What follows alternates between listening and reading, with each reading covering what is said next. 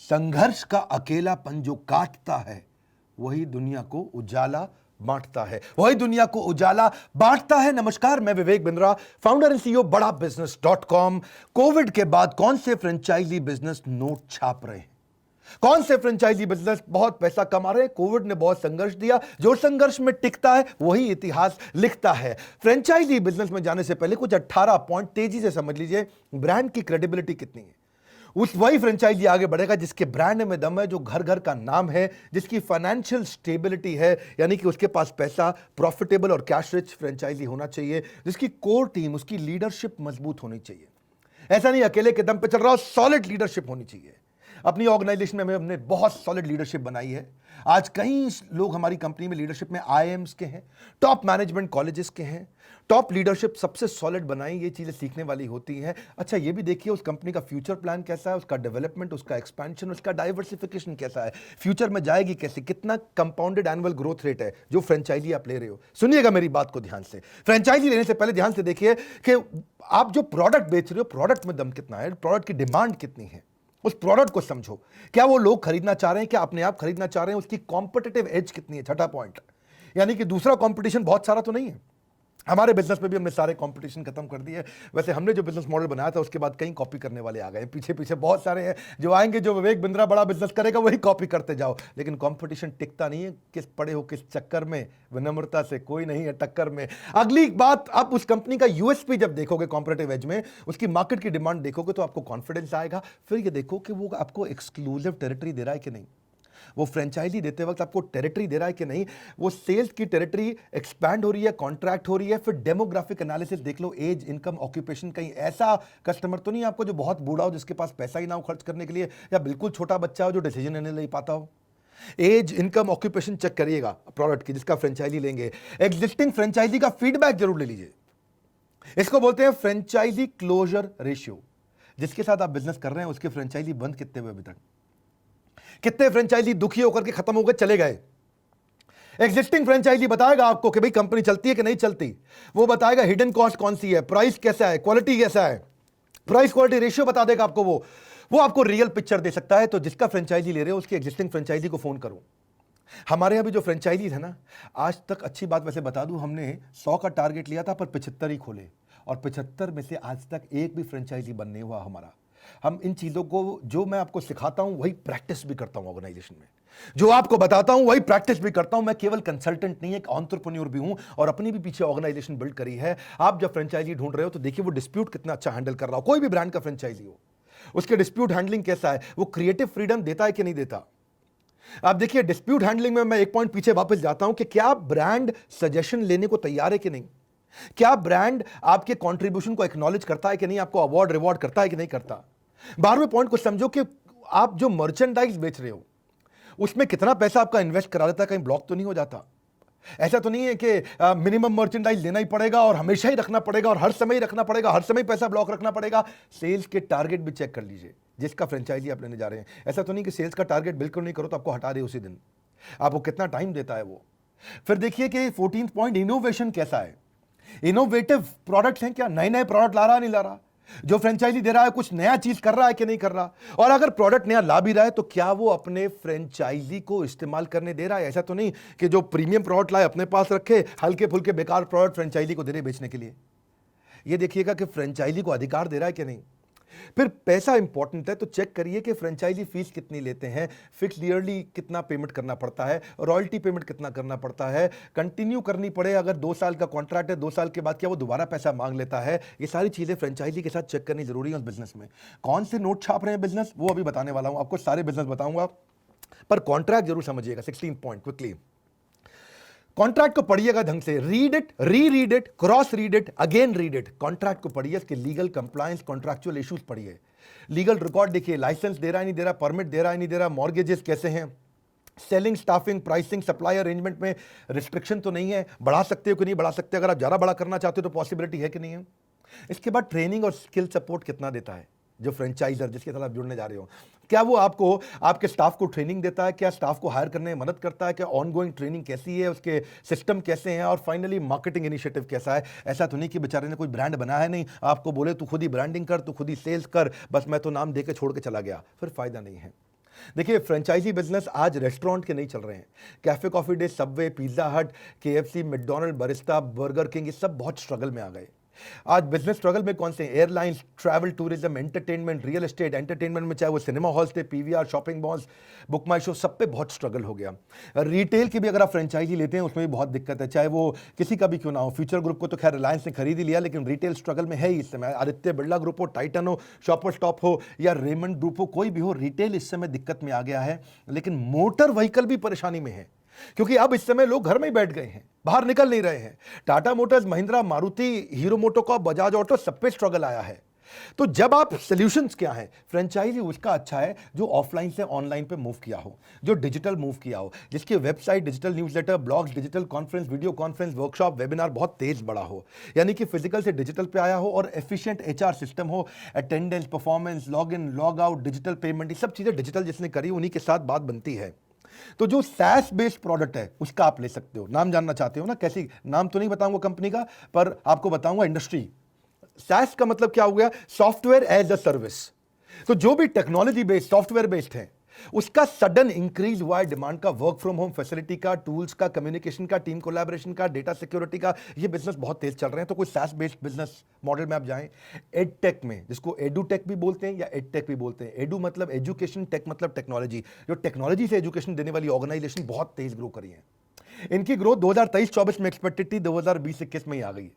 ये सबने online teaching mechanism पे मूव कर गए। असेसमेंट, असाइनमेंट, ऑनलाइन एग्जामिनेशन हो गया, प्री रिकॉर्डेड वीडियोस होते हैं, एनिमेशन रहता है जो कि कॉन्सेप्ट को रिप्रेजेंट करता है, virtual classes, online learning. Suddenly ये नॉर्मल हो गया है नोवल के मुकाबले। It is normality instead of novelty. Norm और नोवल, इसको समझिए, जिंदगी अब नॉर्मल हो गया है। जैसे एयर कंडीशन भी एक मिडिल क्लास परिवार में नॉर्मल हो गया है। पहले एयर कंडीशन हुआ करता था, भाई क्या कहते थे, लग्जरी है, अरे इनके घर में एसी लगा है, कमाल कर दी भाई। लेकिन आज नॉर्मल बात है, एसी हर एक के घर में लगा है। इसी तरह डिजिटल प्लेटफॉर्म पे पढ़ाई अब नॉर्मल होता जा रहा है।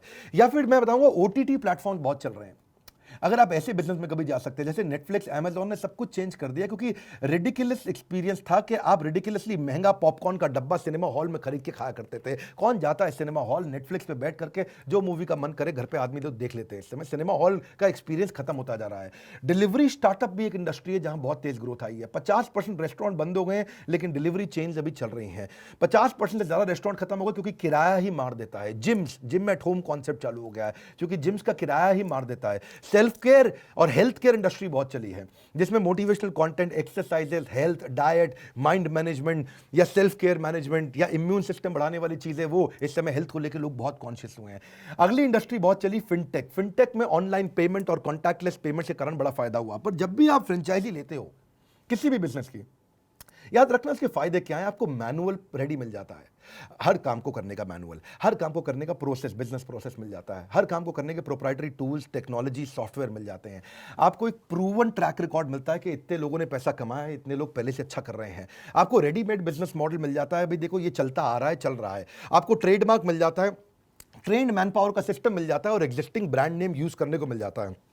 अगर वो ब्रांड बड़ा है, एग्जिस्टिंग है, जैसे मैकडॉनल्ड्स जब हम खोला करते थे तो मैकडॉनल्ड्स में खुलते ही पहले ही पता है ग्राहक अवेलेबल है बाजार में। ऐसे ही हमने भी जब अपने फ्रेंचाइजी दिए, तो मैं आपको बताता हूं, थोड़ा और प्रैक्टिकल करता हूं उसको, प्रैक्टिकली समझिए। जब हमने फ्रेंचाइजी दिए तो हमने लर्निंग मैनेजमेंट सिस्टम बना दिया। देखा 2 दिन, 5 दिन, 10 दिन की ट्रेनिंग से फ्रेंचाइजी नहीं चलता है, तो पूरा लर्निंग मैनेजमेंट सिस्टम बना दिया, एक सॉफ्टवेयर तैयार कर दिया, टेक्नोलॉजी पे पूरी ट्रेनिंग कर दी, सारे प्रोडक्ट, मैनुअल, मार्केटिंग, कोलैटरल, सारे कम्युनिकेशन आपकी कन्वीनियंस पे, आपके हिसाब से, आपके समय पे, आपके मोबाइल पे, डेस्कटॉप पे, लैपटॉप पे, कहीं भी देखो आप। उससे क्या हुआ कि हमारे जितने फ्रेंचाइजी सब बहुत सफल हुए। जैसे मैंने बताया 75 ऑफिस खोले, 75 के 75 चल रहे हैं। एक कानपुर का था ऑफिस, उसको हमने टेक ओवर कराया लखनऊ से। इसके अलावा 74 जबरदस्त, आज तक आप समझो कानपुर तक बंद नहीं हुआ। एक ही फ्रेंचाइजी था जो कमजोर हुआ था हमारा।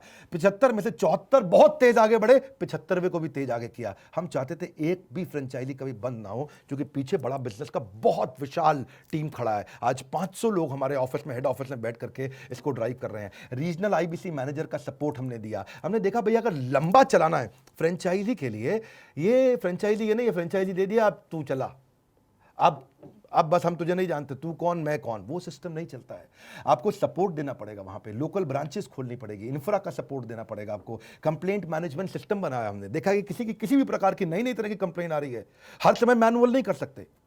हर समय हमारा टीम मैनुअल एक एक फोन नहीं ले सकता। उसने कंप्लेंट मैनेजमेंट सिस्टम पे कंप्लेंट डाला, कंप्लेंट रेज हो गया, 24 घंटे के अंदर रिजॉल्व करने का हमने सिस्टम बनाया और रिजॉल्व होते ही उसको पता चल जाता है। टेक्नोलॉजी ऑटोमेशन, डिजिटल ऑटोमेशन जरूरी है। अब इसके लिए हमने आगे किए गए, तो ये नहीं कि बही खाते स्टाइल में आप सबके बिल बना रहे हो, सबके आप अकाउंट सेट कर रहे हो। हमने पेमेंट पोर्टल बना दिए। पेमेंट पोर्टल उसका पॉस है, पॉइंट ऑफ सेल्स। उस पर उसका lead management, payment link, timely commission, tracking commission, invoicing process, सब कुछ वहीं कर दिया। अब इससे हम और आगे बढ़े तो हमने देखा कि उसको डिजिटल आइडेंटिटी दिया।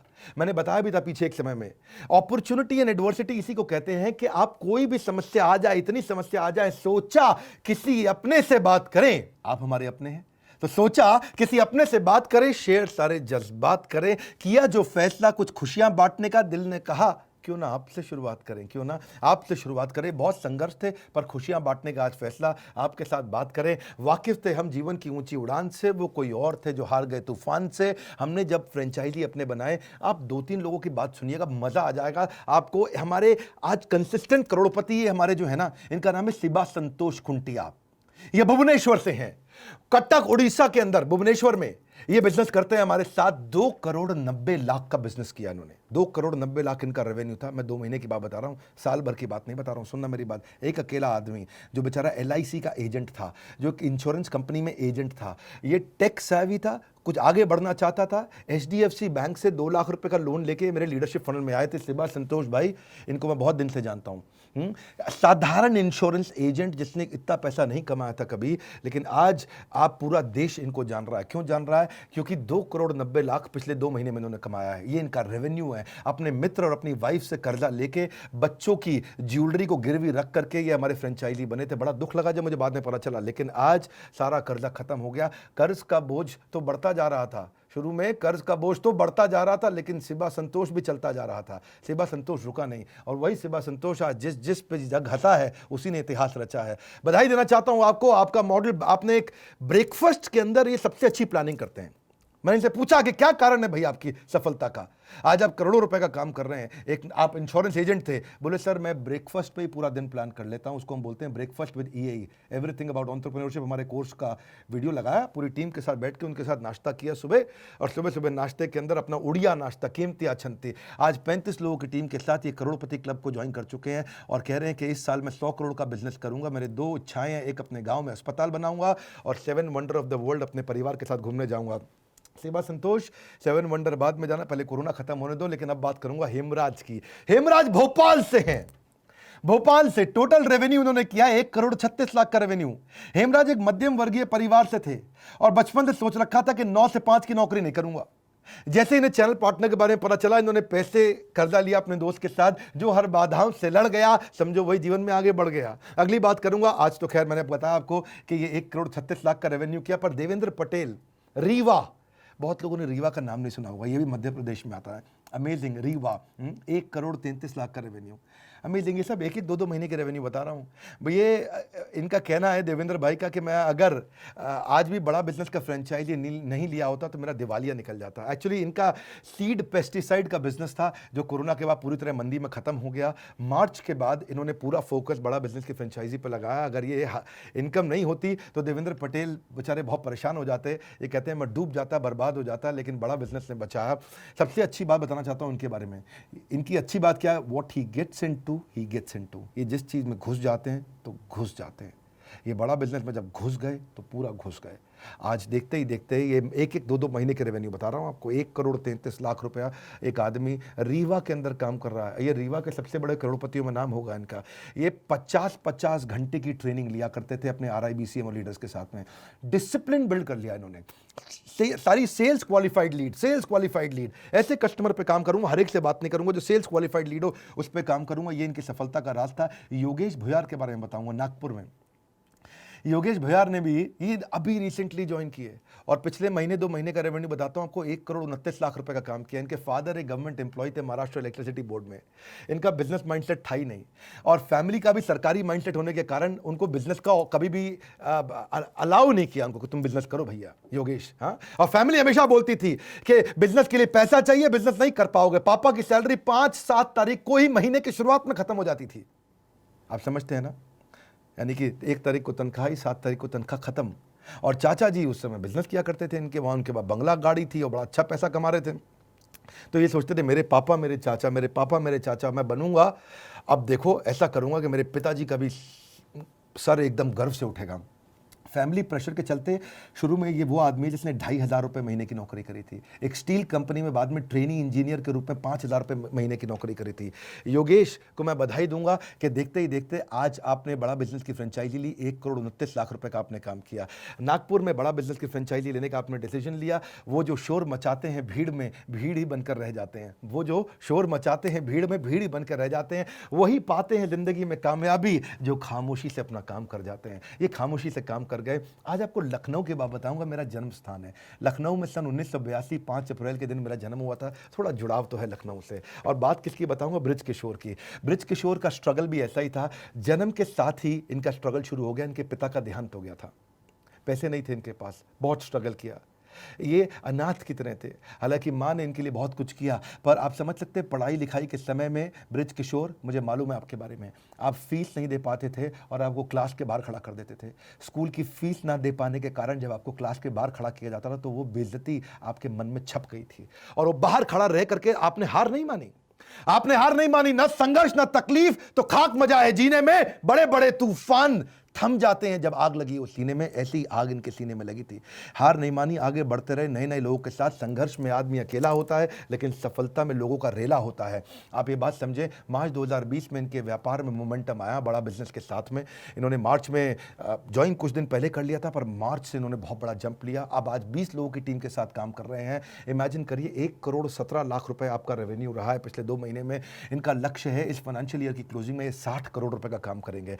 रख भरोसा खुद पर, क्यों ढूंढता है फरिश्ते, रख भरोसा खुद पर, क्यों ढूंढता है फरिश्ते। पंछियों के पास नहीं होते नक्शे, फिर भी ढूंढ लेते हैं रास्ते। क्यों ढूंढता है फरिश्ते, अपने आप ढूंढ अपने रास्ते। आज एक खुशखबरी दूंगा आपको, ये बड़ा बिजनेस इतनी तेजी से आगे बढ़ा, गिनीज वर्ल्ड रिकॉर्ड, असली वर्ल्ड रिकॉर्ड, जेन्युइन रिकॉर्ड्स बनाए हमने। आपको जान के अच्छा लगेगा, 2016 में मैंने पहला वर्ल्ड रिकॉर्ड बनाया था एचआर का, और उसके बाद ऑपरेशंस का मैंने इवेंट किया 24 अप्रैल को, और उसको 1 करोड़ मिनट से ज़्यादा देखा गया। 19 साल का कंटेंट उस समय देखा गया 115 देशों में।